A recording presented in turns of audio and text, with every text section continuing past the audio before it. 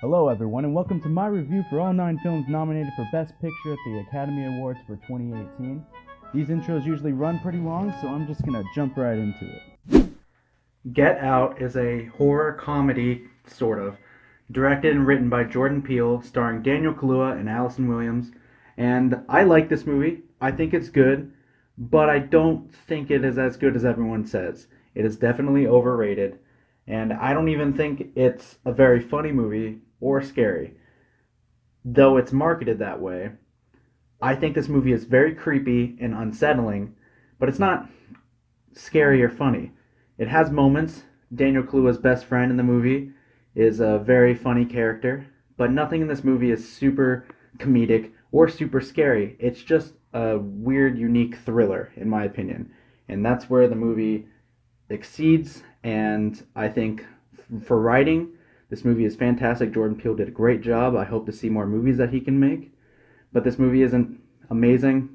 I understand why it's nominated, but I don't think it'll win anything, but I still liked it. The Darkest Hour is a movie about Winston Churchill becoming the Prime Minister of Britain.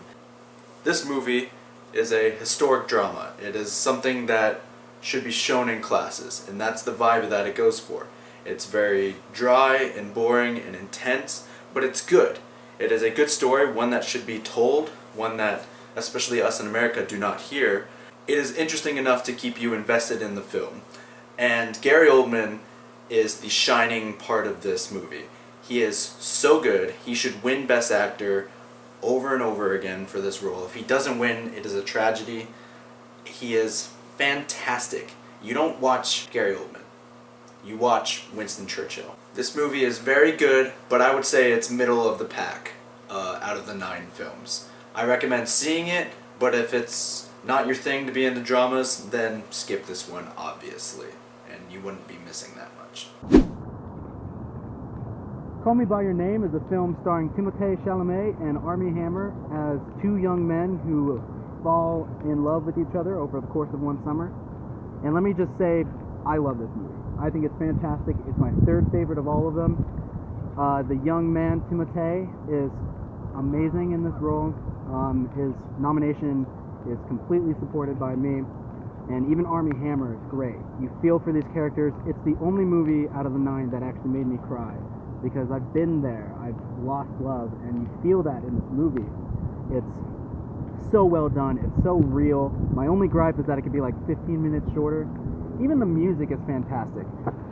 It just captures 1980-something Italy super well. I highly recommend seeing it. If you can still go out and get it, or see it eventually, go ahead.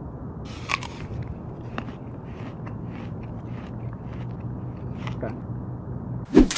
The Post is a movie directed by Steven Spielberg starring Tom Hanks and Meryl Streep, and the reason I mention them first is because that's the shining part of this movie. Tom Hanks and Meryl Streep, 2 of the best actors of all time, obviously give fantastic performances. I would say Meryl gives a better one because Tom's kind of just being Tom Hanks at this point, but they're both fantastic, and there's really long sequences in the middle there where Spielberg just focuses on them and never cuts, and it just showcases fantastic acting, long shots, and then the music is fantastic as well. John Williams original, of course, because it's a Steven Spielberg movie.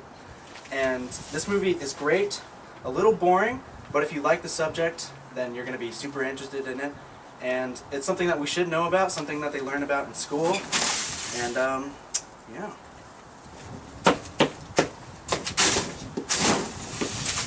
See this movie.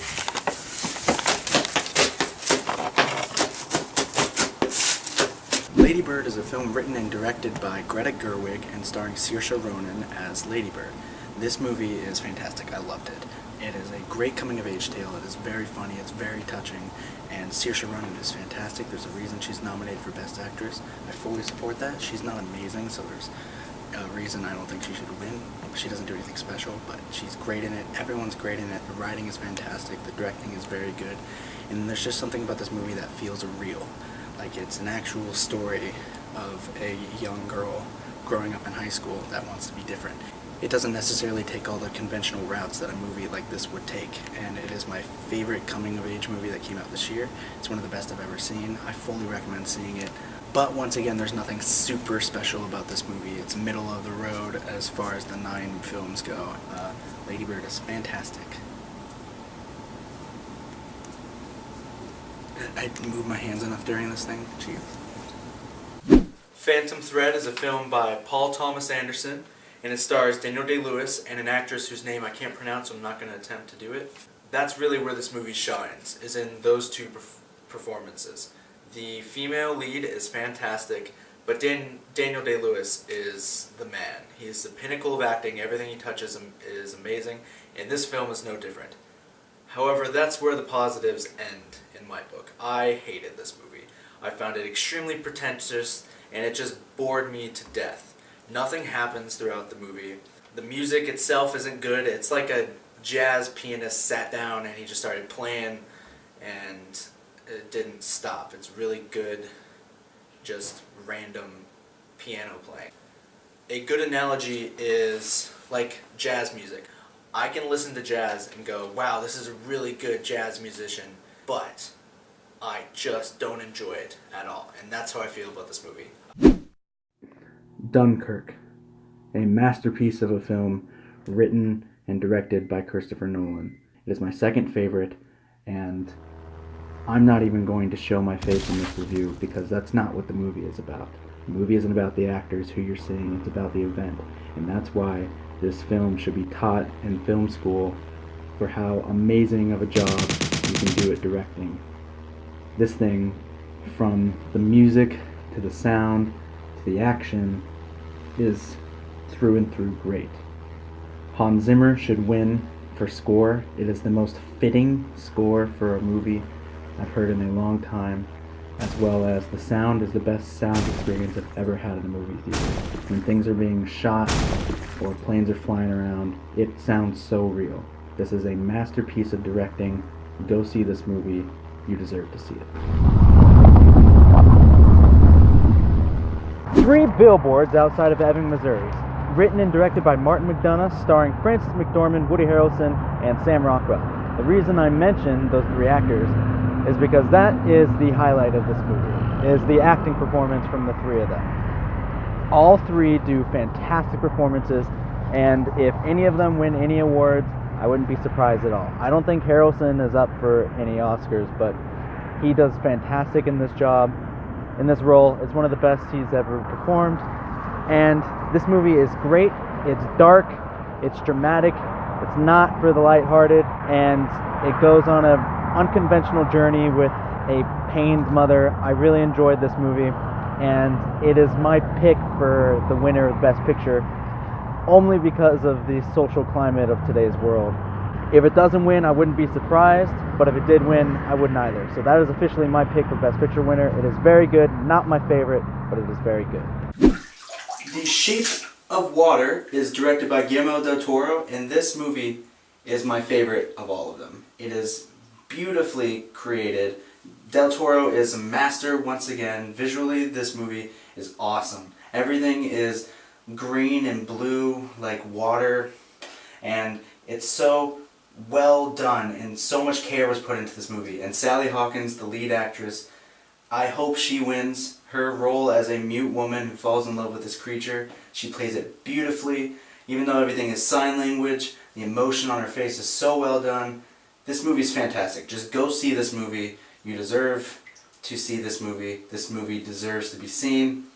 And I'm going to have it be short because it's just so good. Go watch it. That's all I'm going to say.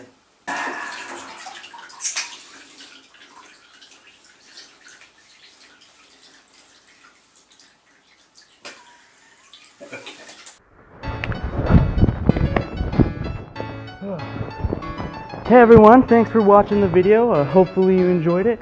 And please let me know what your favorite movie out of the 9 nominees are. And then also what your pick for Best Picture is going to be, because they could be different from each other. We don't know. And tune into the Oscars and find out the results, right? But the whole point of this is reviews and predictions and stuff. It's fun. You know, people enjoy that. Anyways, thanks for watching. Maybe I'll see you next time with another video. Who knows? I don't know what I'm doing anymore.